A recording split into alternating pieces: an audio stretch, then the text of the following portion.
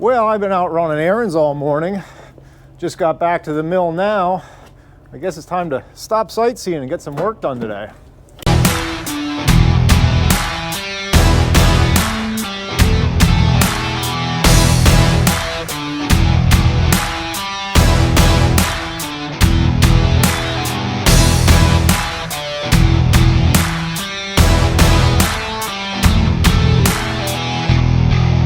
Hey guys, welcome back to the channel. Well, I got a couple things planned for today that I got to get done. Got to unload this thing. Anybody take a guess what that's going to be for? It's for an upcoming project. I'll give you bonus points if you can figure out what that's going to be for here in the comments. It's wrapped with hydraulic hose if you can't tell. That's your hint. Let me get this thing unloaded and we'll get to work.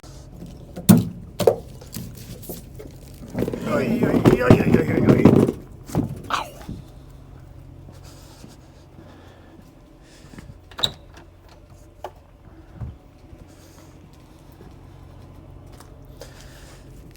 Certainly not light.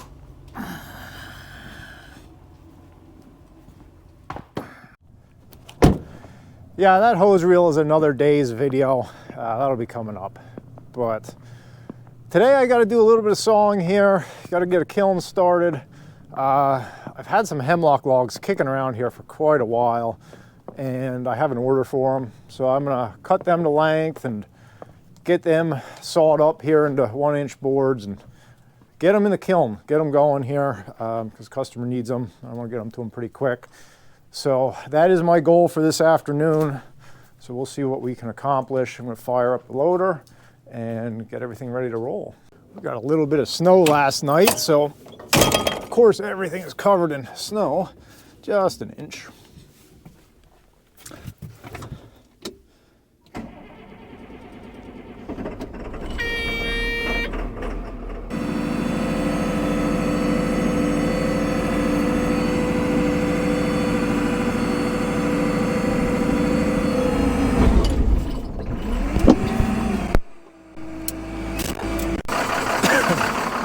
Well, that was almost catastrophic.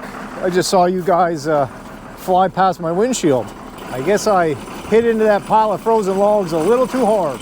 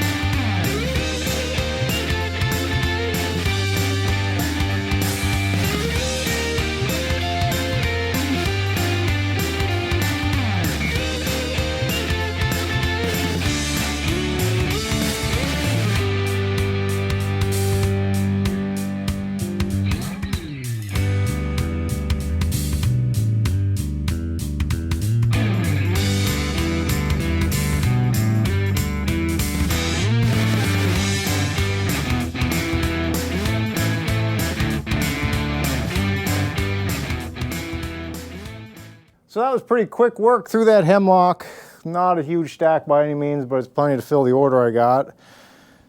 I'm flooding here. This is turning into a lake. All this snow melting. Let me show you something that's pretty spectacular. See that big yellow thing up there? Don't look directly at it. That's called the sun. It's 45 degrees here today. All the snow is melting. It's beautiful, glorious.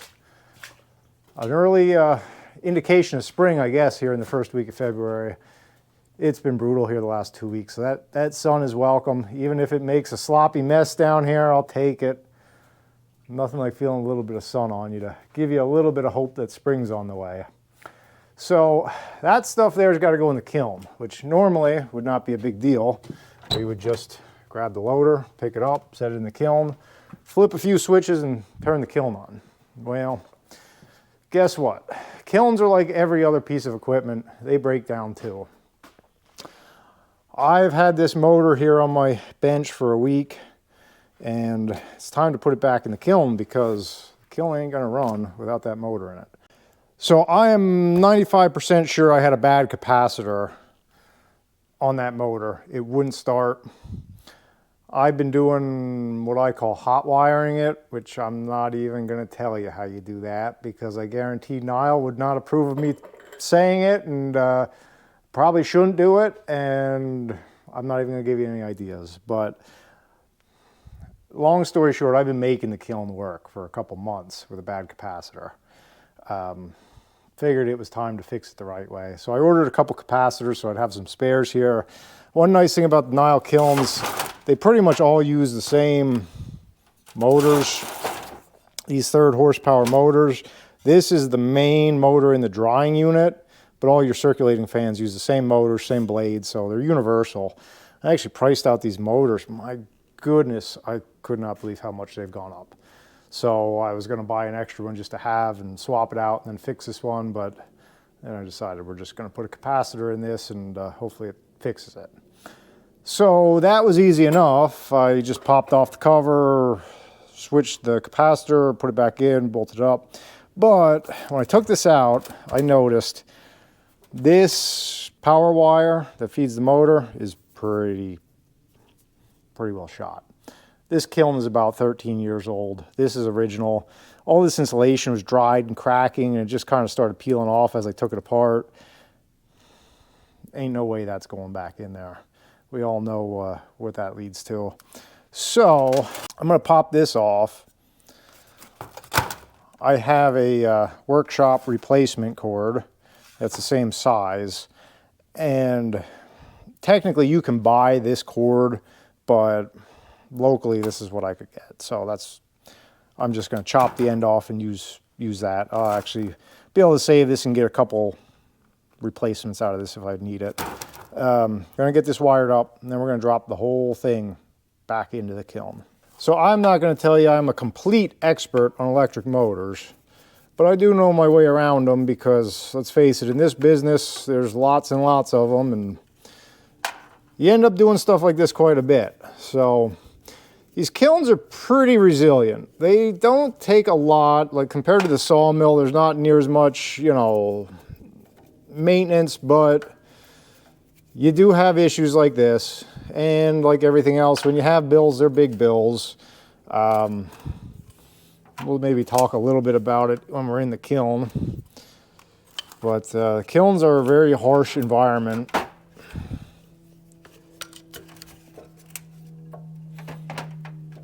You can tell this has been on for a long time.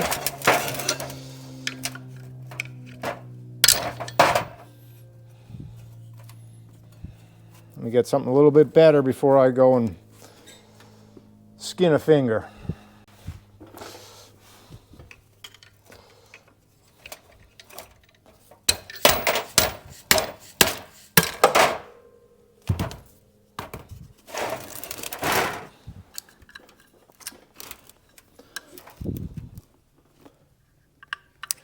Yeah, that wiring looks good. That's one thing I was concerned about. There'll be no issue there. So the actual motor is fine. The electrical tape's a little crispy. I'm gonna get this swapped out and we'll get her ready for service. So I got it all wired up, good as new. One thing I noticed when I was wiring this, look at the bottom of this fan cover. Look at how it's all melted. I'm going to show you what that's from. Let me set this down. So this fan bolts right to this plate, and right there is your heating coil. This gets red hot. This is your auxiliary heater that creates heat to start the kiln cycle. And so that fan cover sits about right there, which apparently over time warped that and kind of made it look a little goofy. So now what I got to do is bolt this back in, run my wire through this grommet, and then just put my wires into the terminal block there in the ground. Should be pretty simple. These plastic spacers go on the motor mount here. Of course, somewhere along the lines of this sitting on the bench for a week or so, I lost one of them. And I know I saw it somewhere. And I thought, huh, that's for something, I can't think of what. And now I can't find it anywhere. I'm sure that happens to you guys too. So we're gonna do the next best thing, probably not the right thing. I just took a stack of washers and it works out about perfect. So I'm sure that's not technically the right way, but that's the way we're gonna do it. So let me fumble with this. I'm not gonna try to film and hold this motor up and get those bolts started all at the same time. So you're just gonna have to take my word for it. So I got it all buttoned up. Hey, I found that little spacer after I had everything put back together. That's the way my life goes. Should work. Everything's wired up in there. I even got out the wiring diagram. Yeah, I know how to read one of those. So it should be all right. So we're gonna go around the corner here. We're gonna flip the switch. In a perfect world, it'll start right up. Won't see any sparks, won't see any fire, smoking, anything like that. So let's see how we did. All right. Breaker on, kiln on. Now normally it would have kicked off here with the bad capacitor. Let's like go through its warm-up cycle here. All right, let's go make sure nothing's on fire. Seems like the prudent thing to do. Kicked up a little dust in here, but now everything seems to be working fine.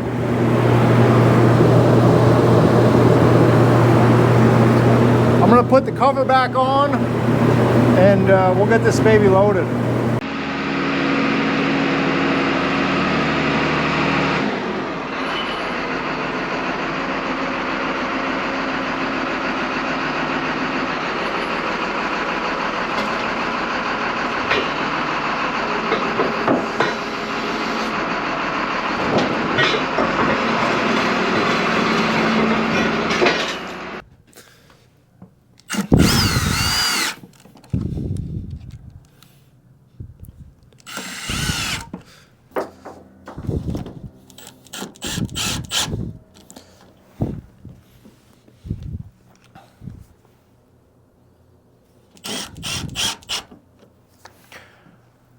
I know what you're thinking.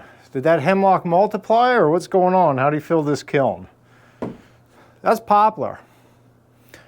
I know somebody's yelling at their screen right now saying, you can't do that. Poplar's a hardwood, Hemlock's a softwood. They don't dry together. Well, I'm going to tell you what my 2-year-old tells me when I tell him not to do something. I'm going to do it anyway. Actually, in a Nyle Kiln, poplar is a group 1 wood, and so is Hemlock, or all softwoods are group 1 woods. So they actually do dry at the same rate, which is basically full blast, compressor constant on. And with this L200M, you just saw me put these pins in.